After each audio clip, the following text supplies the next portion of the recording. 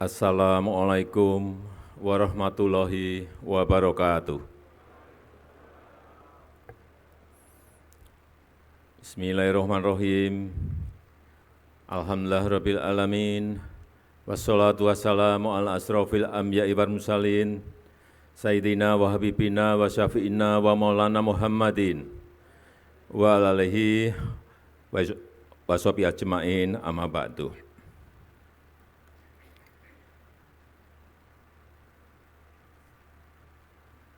Yang saya hormati, yang saya muliakan Wakil Presiden Republik Indonesia sekaligus Mustasyar PBNU Profesor Dr. Kiai Haji Ma'ruf Amin beserta Ibu.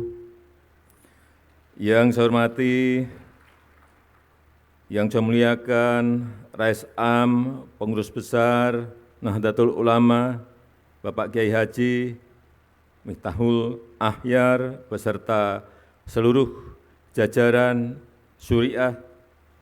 Yang saya hormati, yang saya muliakan Ketua Umum PBNU Profesor Dr. Kiai Haji Said Agil Siroj beserta seluruh jajaran Tanfizyah. Yang saya hormati Ketua dan Pimpinan Lembaga-Lembaga Negara. Yang saya hormati Wakil Presiden Republik Indonesia ke-10 dan ke-12, Bapak Dr. Andes Yusuf Kalla.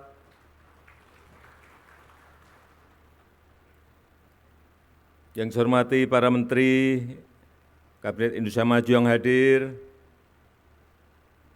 seluruh jajaran Mustasyar PBNU, yang saya muliakan para kiai, para masyayikh, para alim ulama, Gubernur Provinsi Lampung, beserta seluruh Bupati dan Wali Kota yang hadir, yang saya hormati seluruh jajaran pengurus wilayah, pengurus cabang, sampai pengurus ranting NU dari seluruh tanah air, peserta muktamar, hadirin dan undangan yang berbahagia.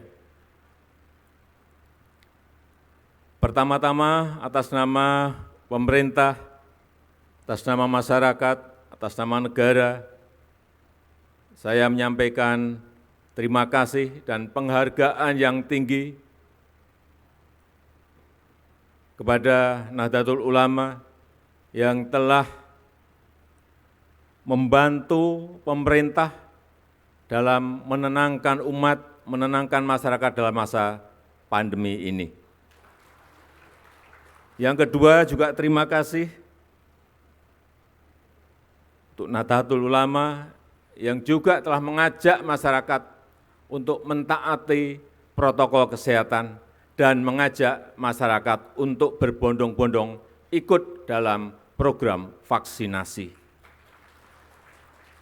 Ini saya rasakan betul betapa ajakan para kiai, ajakan para ulama betul-betul berdampak pada meningkatnya keinginan masyarakat untuk ikut vaksinasi.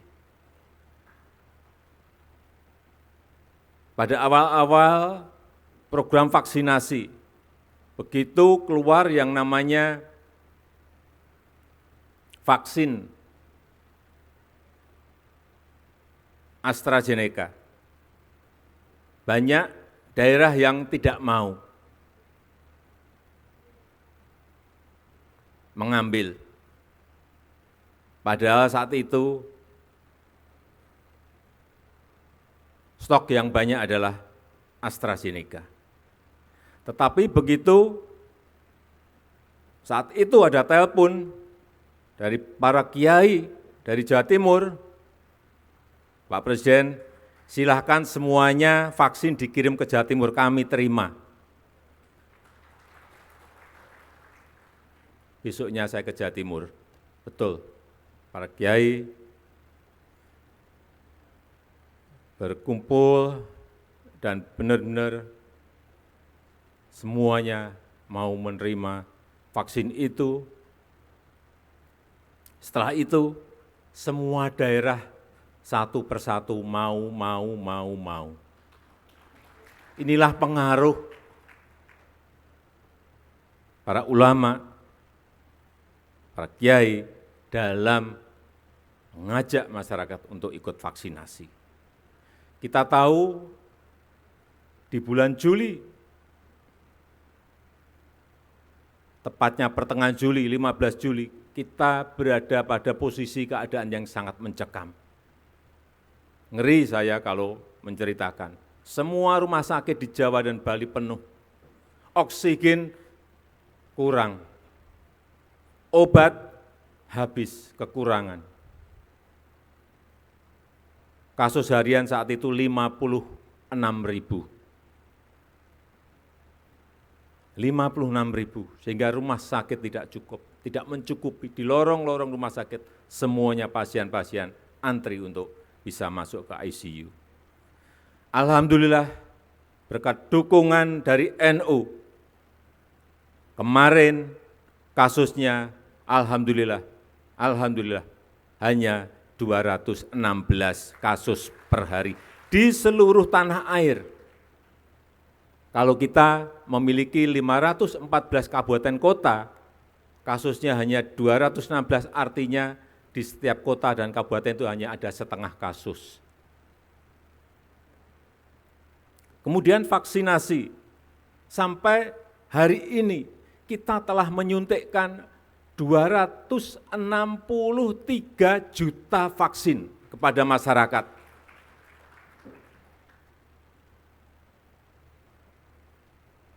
Bapak Kiai bisa membayangkan menyuntikkan kepada 263 juta kali suntikan. Itu sebuah pekerjaan yang sangat rumit, sangat kompleks. Belum membawa vaksinnya ke tempat-tempat yang sangat sulit di atas gunung, ke pulau-pulau kecil, dengan membawa perahu, dengan naik sepeda motor, membawa box untuk pendingin vaksin. Sekali lagi alhamdulillah kita sudah mencapai 263 juta, dosis pertama 73,9%, dosis kedua 51,8%. Kita harapkan segera bisa mencapai 70% untuk mengejar agar COVID ini tidak menyebar kemana-mana lagi. Dan juga hari ini telah disuntikkan kepada anak-anak 6-11 tahun sudah 1 juta. Ini juga kecepatannya sangat bagus sekali, alhamdulillah. Tapi kita tetap harus masih hati-hati, masih harus waspada, karena sekarang muncul varian baru yang namanya Omikron. Telah ada 83.000 kasus di dunia, dan ke negara kita Indonesia juga telah masuk. Sehingga sekali lagi saya sangat mengapresiasi protokol kesehatan didampingi Satgas dalam muktamar ini, dan insya Allah kita semuanya kembali ke daerah masing-masing dalam keadaan sehat. Yang kedua, yang berkaitan dengan ekonomi umat.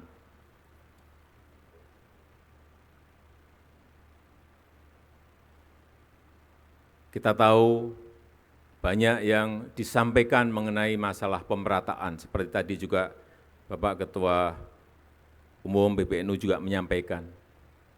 Memang kita harus berbicara apa adanya, pemerataan bukan sebuah hal yang gampang untuk dilakukan. Tetapi saya melihat bahwa kekuatan di NU sekarang, anak-anak muda yang pinter-pinter, santri-santrinya yang pinter-pinter, yang keluaran banyak dari universitas-universitas yang besar dari seluruh negara yang ada di dunia ini. Apabila ini bisa dirajut dalam sebuah kekuatan lokomotif, saya meyakini ini bisa menarik gerbong yang ada di bawah untuk bersama-sama dalam rangka mensejahterakan kita semuanya. Saya menawarkan yang muda-muda ini dibuatkan sebuah wadah, bisa PT atau kelompok usaha, dan pemerintah, saya menyiapkan, kalau siap, saya menyiapkan konsesi.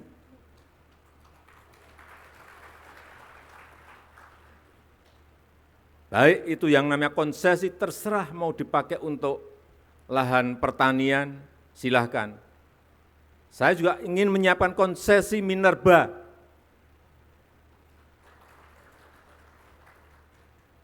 Yang pengen bergerak di usaha-usaha nikel misalnya, usaha-usaha batu bara, usaha-usaha boksit, usaha-usaha koper, tembaga, silahkan.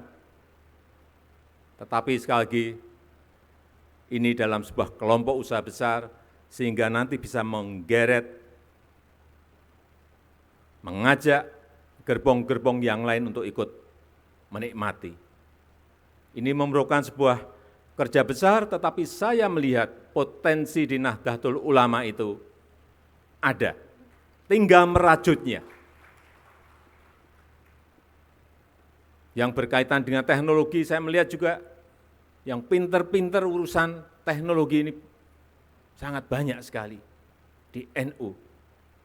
Doktor-doktornya banyak sekali yang muda-muda, santri-santri yang doktor banyak sekali. Karena apapun ke depan yang namanya teknologi, ini harus, mau tidak mau, kita harus masuk ke sana.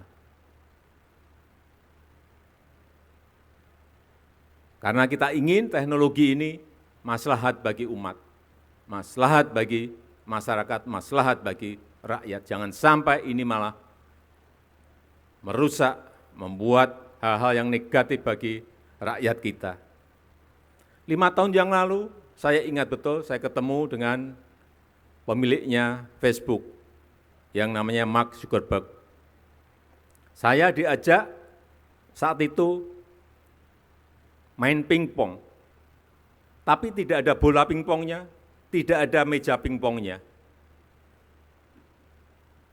Maka kacamata, Oculus, kemudian main bersama. Sama kayak main pingpong persis 100%. Tak, tok, tak, tok, tak. Keringetan juga. Dan dia membisikkan kepada saya, Presiden Jokowi, ini baru awal.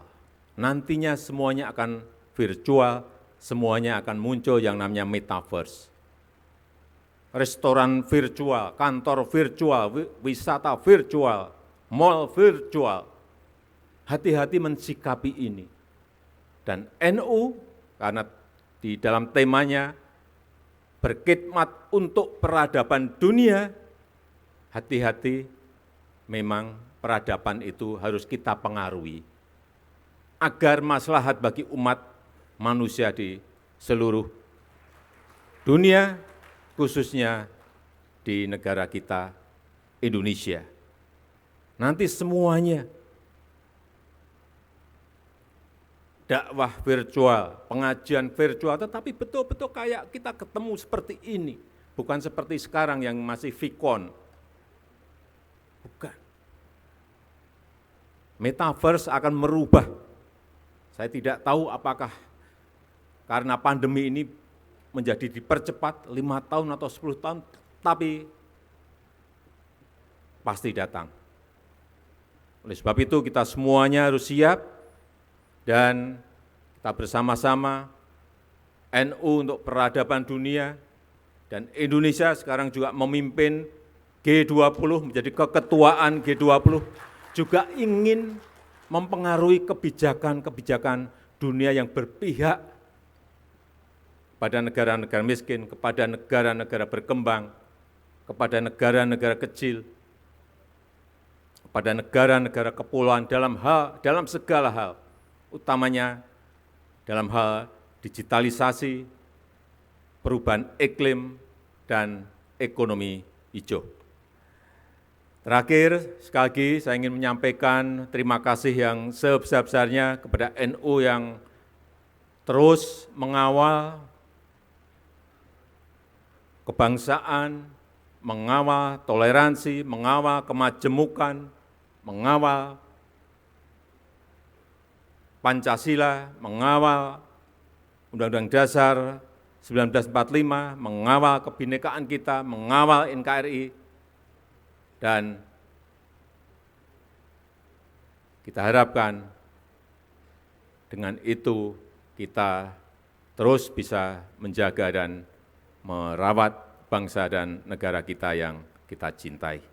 Saya rasa itu yang bisa saya sampaikan pada kesempatan yang berbahagia ini. Dan dengan mengucap Bismillahirrahmanirrahim, pada pagi hari ini saya secara resmi membuka Muktamar ke-34 Nahdlatul Ulama NU. Terima kasih. Wassalamualaikum warahmatullahi wabarakatuh. Dimohon mendampingi Presiden Republik Indonesia saat pemukulan rebana, Wakil Presiden Republik Indonesia, Rois Am Pengurus Besar Nahdlatul Ulama, Ketua Umum Pengurus Besar Nahdlatul Ulama, Menteri Sekretaris Negara, Menteri Agama, dan Gubernur Provinsi Lampung.